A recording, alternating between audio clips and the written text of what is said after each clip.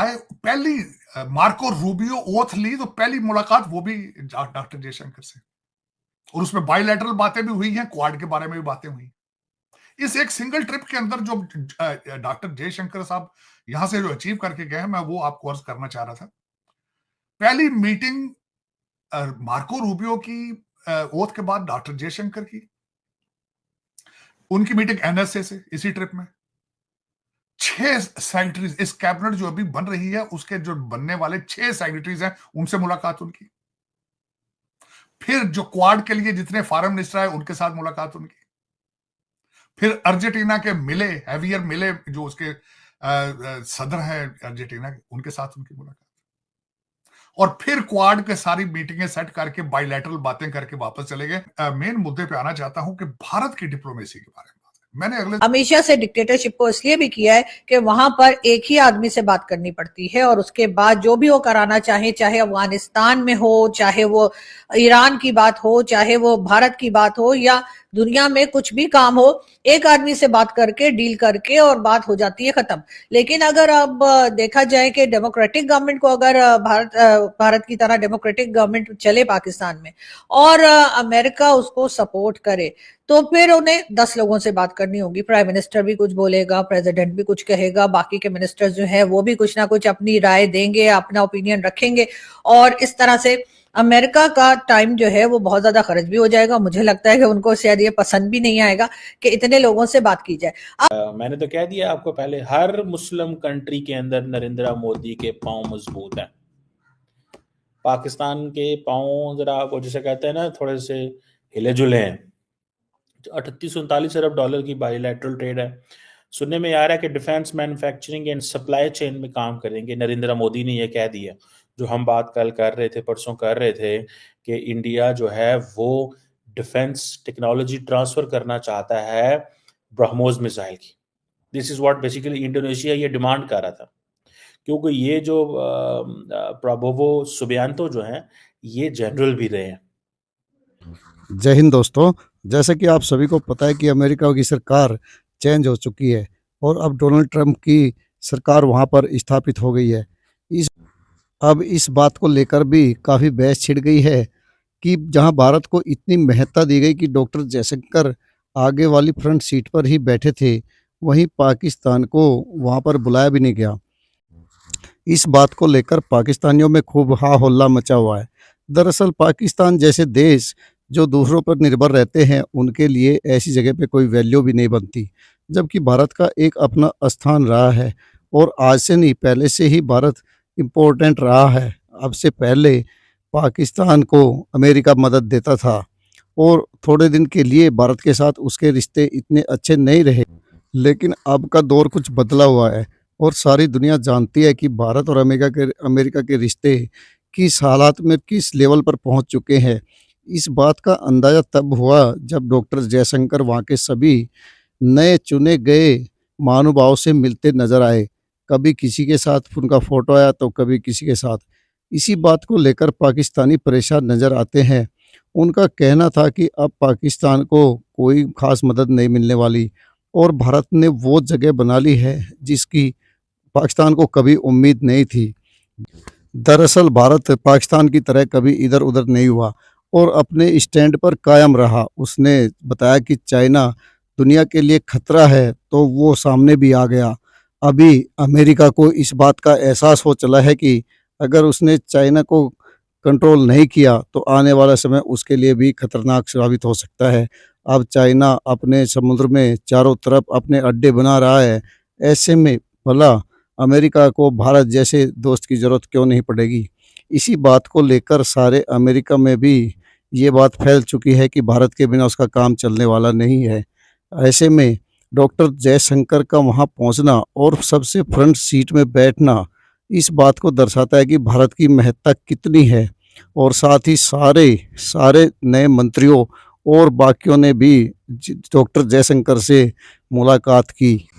इस बात को पाकिस्तानी जो वहाँ पर रहते हैं वह भी इस बात की हामी भरते हैं। साथ ही पाकिस्तान ने ये भी फैला दिया कि उसके भी 1-2 मंत्रियों को बुलाया गया है, और जबकि ऐसा कुछ भी वहाँ पे नज़र नहीं आया। ना वहाँ पे पीपुल्स पार्टी का कोई नज़र आया, ना किसी और अन्य पार्टी का।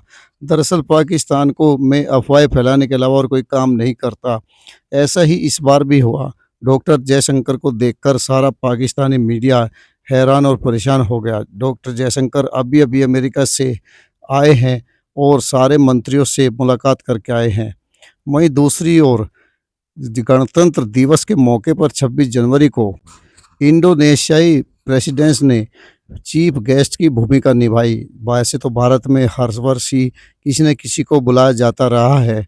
इस बड़े मौके पर एक न एक विदेश का कोई राष्ट्रपति या प्रधानमंत्री भारत आता ही रहा है और ये परंपरा आज से नहीं, जब से चल रही है, जब से देश आज़ाद हुआ है और गणतंत्र दिवस की स्थापना हुई है। इस बात को लेकर भी पाकिस्तानियों को दर्द शुरू हो गया है, क्योंकि इंडोनेशियाई प्राइम मिनिस्टर जो कि पाकिस्तान की यात्रा भी करने वाले थे, उन्होंने उस यात्रा को स्थगित करके भारत की मेज़बानी हासिल कर ली और भारत को इस बात के लिए शुक्रिया भी कहा, साथ ही पाकिस्तान की अपनी यात्रा रद्द कर दी। इस बात को लेकर भी पाकिस्तानी पीएम मोदी को इस बारे में कह रहे हैं कि पीएम मोदी ने ही ऐसा करवाया, क्योंकि दरअसल इसके राष्ट्रपति अगर पाकिस्तान जाते तो वो पाकिस्तान में उनसे भीख ही माँगते और इसके अलावा कुछ भी नहीं होता। जबकि भारत में उनको सह-सम्मान चीफ गेस्ट के तौर पर 26 जनवरी में शामिल हुए। अब इंडोनेशिया ऐसी जगह पर स्थित है जहाँ से चाइना का मूवमेंट बहुत ज़्यादा होता है। तो ऐसे में इंडोनेशिया को ज़रूरत है ब्रह्मोस मिसाइल की। ब्रह्मोस की काट आज दुनिया में किसी के पास नहीं है। ऐसे में भला इंडोनेशिया को उसकी ज़रूरत क्यों नहीं पड़ेगी। इंडोनेशिया ने ये ही कारण के कारण दौरा भी किया और साथ ही बातचीत भी जारी है। देखना है कि ये सौदा होता है या नहीं। अभी तक तो पूरी की पूरी उम्मीद बनी हुई है। इसी बात को लेकर पाकिस्तानी मीडिया भी काफ़ी परेशान दिखता है। वहीं डॉक्टर जयशंकर के अमेरिका दौरे को लेकर भी पाकिस्तानी मीडिया बार-बार कमेंट्स कर रहा है कि पाकिस्तान को किसी को भी नहीं बुलाया गया, जबकि एस जयशंकर वहाँ पर चीफ गेस्ट की तरह पेश हुए और उन्होंने अमेरिका के सारे मंत्रियों से और आने वाले समय में बनने वाले अधिकारियों से मुलाकातें की।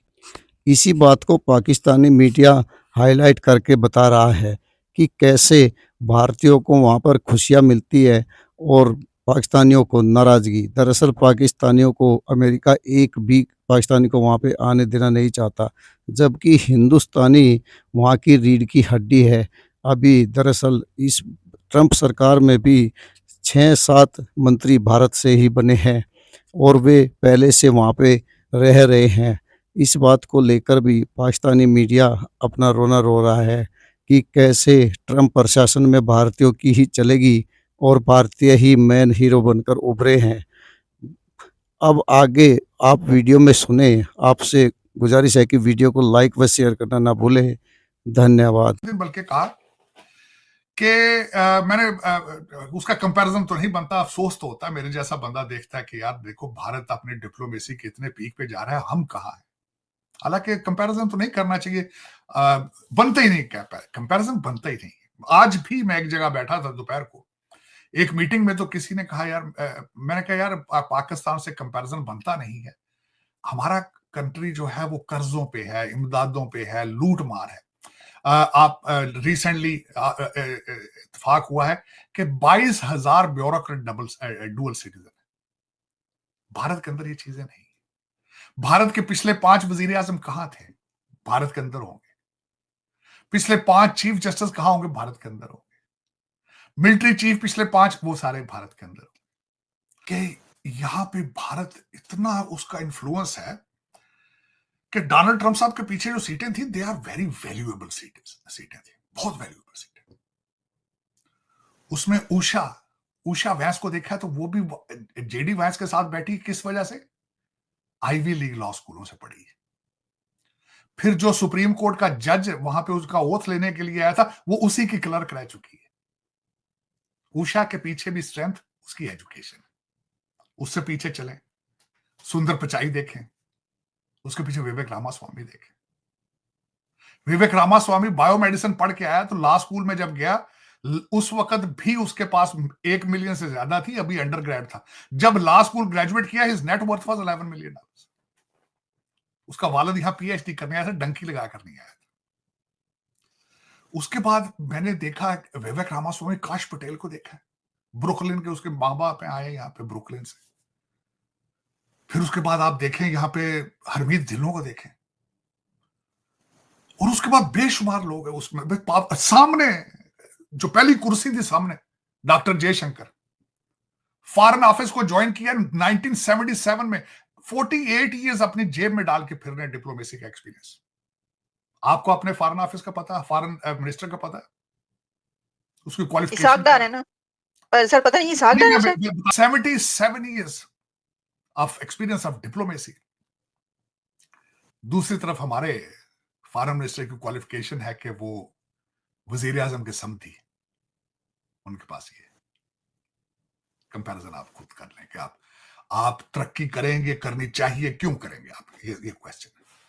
अब पाकिस्तान के साथ अमेरिका जो है वो डेमोक्रेटिक गवर्नमेंट का साथ नहीं देता, लेकिन भारत में देता है। इसकी क्या वजह है? इसकी वजह भी बहुत ही सिंपल सी मुझे जो लगती है, maybe I am wrong, अगर आप लोगों को कोई और रीजन लगे तो जरूर बताइएगा, कि भारत में एक तो पॉपुलेशन बहुत ज्यादा है, दूसरा उनके यहाँ हमेशा से डेमोक्रेटिक गवर्नमेंट ही रही है, उनके यहाँ डिक्टेटरशिप कभी आई ही नहीं। अगर एक बार उनके इमरजेंसी जो लगी थी, जिसके ऊपर हमने खैर फिल्म भी बनी और उसके ऊपर भी हमने बात की, वो इंदिरा गांधी जी के जमाने में एक ही बार लगी। उसके अलावा हमने कभी वहां पे देखा नहीं कि उनकी फौज जो है उसने, या उनके यहाँ एस्टेब्लिशमेंट या कह लीजिए एजेंसीज जो हैं, ये उन्होंने कभी कंट्री को चलाया हो। भारत इतनी बड़ी कंट्री है कि उसको मेरा ख्याल है कि फौज जो है वो कभी चलाने का सोच ही नहीं सकती, और ना ही कभी उनकी फौज ने कोशिश की है। डोनाल्ड ट्रंप अमेरिका के सदर बन चुके हैं, और उनके प्रेसिडेंट बनते के साथ ही इमरान खान साहब की वाह वाह हो जाएगी। खान साहब और बुशरा बीबी दोनों जेल से बाहर आते दिखाई देंगे, और इमरान खान को सपोर्ट किया जाएगा। लेकिन मेरा ख्याल ये है कि पाकिस्तान में डेमोक्रेटिक गवर्नमेंट को अमेरिका ने कभी भी सपोर्ट नहीं किया। अगर कभी भी सपोर्ट किया गया है तो वो डिक्टेटरशिप को सपोर्ट किया गया है, चाहे वो अयूब खान की हो, चाहे वो याहिया खान की हो, चाहे वो जुल्फिकार अली, चाहे वो जिया की हो, जनरल मोहम्मद जियाउल हक की हो, या चाहे वो जनरल परवेज मुशर्रफ की हो। यानी कि हर जमाने में जब भी अमेरिका ने सपोर्ट किया है तो अमेरिका ने सपोर्ट किया है डिक्टेटरशिप को। और ये जितने भी हमारे डिक्टेटर्स रहे, या कह लीजिए फौजी हुकूमतें रहीं, चाहे वो याहिया खान हो, चाहे अयूब खान की हो, चाहे जनरल जिया की हो, या जनरल मुशर्रफ की हो, उनको हमेशा अमेरिका से सपोर्ट मिलती रही और हमेशा अमेरिका ने साथ दिया। उसकी एक रीजन ये भी बताई जाती है, या सुनने में आती है, या लोग डिस्कस करते हैं, कि क्योंकि अगर, ठीक है जी, मैरीटाइम सेफ्टी सिक्योरिटी के हवाले से तो जो उन्होंने किया ही किया है। सो ये आप समझ लें कि एक बड़े पैमाने पे जहाँ पे fintech, artificial intelligence, digital public infrastructure, STEM education, space, इन सारी चीज़ों में वो कह रहे हैं कि हम मिलकर काम करेंगे। ठीक है जी।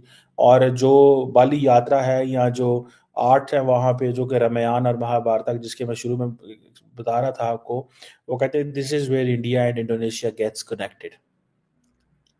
उन्होंने ये नहीं कहा कि उन्होंने अपना हिंदू कल्चर, हिंदू मजहब, हिंदू जो वैल्यूज है उसके जरिए इंडोनेशिया को कनेक्ट किया। और बेसिकली तो नरेंद्र मोदी उनको कह रहे हैं कि तुम लोग भी पहले हिंदू थे, बाद में मुसलमान हुए हो। This is what he saying. ठीक है जी, this is what he saying कि तुम लोग भी पहले हिंदू ही थे, बाद में मुसलमान हुए हो भैया। क्योंकि उनको पता है कि सारे के सारे जहां जहां भी इस्लाम आया, ठीक है जी, वहां पे पहले जो जो मज़हब थे वो सारी बात है हिंदू था, इज़्म था। ठीक है जी। तो वो कहते हैं जी कि हमें ये सारी की सारी जो जगह हैं, यहाँ पे सारे, हमारा तो आपके साथ हजारों साल पुराना ताल्लुक है। ठीक है जी। लेकिन बाली में कहा जाता है कि जो हिंदुइज्म की प्रैक्टिस है that is different from Nepali and Indian version. ठीक है जी। बहरहाल I am not an expert on this, but what I little bit, मुझे थोड़ा सा इसका अंदाज़ा है या मैं जो देखता हूँ। सो इसमें ये जो नरेंद्र मोदी जो बात कर रहे हैं उनके साथ, वो बेसिकली अपने आप को उनको हिस्टोरिकल रिलीजियसली कनेक्ट कर रहे हैं। दोस्तों, जैसा कि आपने सुना पाकिस्तानी मीडिया को कि किस तरह वो भारत के विदेश मंत्री श्री एस जयशंकर के ट्रंप के आयोजन में भाग लेने को बता रहा है। दरअसल पाकिस्तान को इनवाइट भी नहीं किया गया और पाकिस्तान से कोई भी आदमी इस समारोह को में शामिल होने के लिए नहीं जा सका। इस बात को भी पाक मीडिया खूब हाईलाइट कर रहा है और काफ़ी दुखी भी नज़र आता है। दरअसल पाक के ऐसे हालात कभी नहीं रहे कि वो इंटरनेशनल लेवल पर अपनी उपस्थिति दर्ज करा सके। वो किसी न किसी का पिछल्लग्गू बना रहा, चाहे चाइना का हो चाहे किसी और का। उसने आदत ही पिछल्लग्गू की डाल ली और साथ ही वहाँ का ढांचा भी ऐसा ही बन गया। आर्मी हो या बाकी अन्य कोई संस्थान, वे पिछल्लग्गू बनकर और खुद को विदेश में सेट करने तक ही सीमित रह गए, जबकि भारत ने ऐसा कभी नहीं किया। भारत का कोई भी रिटायर जनरल हो या फिर कोई अन्य विदेश में बसता हुआ नहीं दिखा। इसी बात को लेकर सारी दुनिया मानती है कि भारत की अपनी पॉलिसी है और भारत उसी के हिसाब से चलेगा। भारत को मोड़ना है तो भारत के सामने झुकना ही पड़ेगा। इसी बात को लेकर सारी दुनिया में ये चर्चाएं भी है कि भारत आने वाले समय में किस स्क्वाड में शामिल होगा या नहीं होगा। इस बात को अभी काफ़ी टाइम लग सकता है। बाकी पीएम मोदी के इसी कार्यकाल में इसका भी फैसला हो जाएगा कि भारत किसी स्क्वाड में शामिल होता है या नहीं। अब अमेरिका के हर एक मंत्री को भारत की ज़रूरत है और हर एक डिपार्टमेंट को भारत की ज़रूरत है, चाहे वो किसी मैन्युफैक्चर का एरिया हो या अन्य कोई लड़ाई का एरिया। जैसे चाइना के साथ कोई किसी तरह की बात होती है तो भी भारत की ही ज़रूरत अमेरिका को पड़ेगी। अभी भारत के रहने वाले वहाँ छात्रों को B1 वीज़ा अमेरिका दे रहा है, जो कि ज़्यादातर इंडियनों के लिए ही है। इस बात को भी सारी दुनिया ध्यान से देखती है और ये दर्शाता है कि भारत की वैल्यू अमेरिका के लिए क्या है। भारत के ही पढ़े लिखे लोगों ने वहाँ पर नई नई चीज़ें बनाकर और क्रांति लाई है। अभी राजनीति में कम हिस्सा लेने वाले भारतीय भी आगे आए हैं और पहले वो बहुत कम हिस्सा लेते थे, लेकिन आज कई भारतीय इस गवर्नमेंट में ऊंचे पदों पर दिखाई देते हैं। इसी का यही कारण है कि सारी दुनिया जानती है कि भारत की वैल्यू अमेरिका की निगाह में क्या है। दरअसल अमेरिका भारत से मुंह मोड़ ही नहीं सकता। ऐसी परिस्थितियां पैदा कर दी गई है कि वो भारत से मुंह मोड़ के ठीक से चल भी नहीं सकता।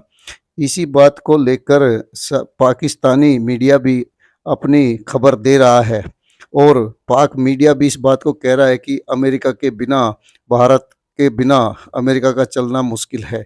वहीं दूसरी ओर इंडोनेशिया के राष्ट्रपति का भारत आना भी पाकिस्तान के लिए दुखदाई साबित हो गया है। दरअसल इंडोनेशियाई राष्ट्रपति ने इससे पहले पाकिस्तान जाने से मना कर दिया और वो भारत में आ गए। भारत से वो इंडोनेशिया ब्रह्मोस सुपरसोनिक मिसाइल का सौदा करना चाहता है और उसको इसकी ज़रूरत भी है, क्योंकि चीन का डर उसको भी सता रहा है और साथ ही साथ भारत भी चाहता है कि चीन इस एरिया से दूर ही रहे। इसीलिए शायद इसको इंडोनेशिया को सुपरसोनिक ब्रह्मोस मिसाइल दे दी जाएगी। वीडियो को लाइक व शेयर करने के लिए आप सभी का धन्यवाद। जय हिंद, जय भारत।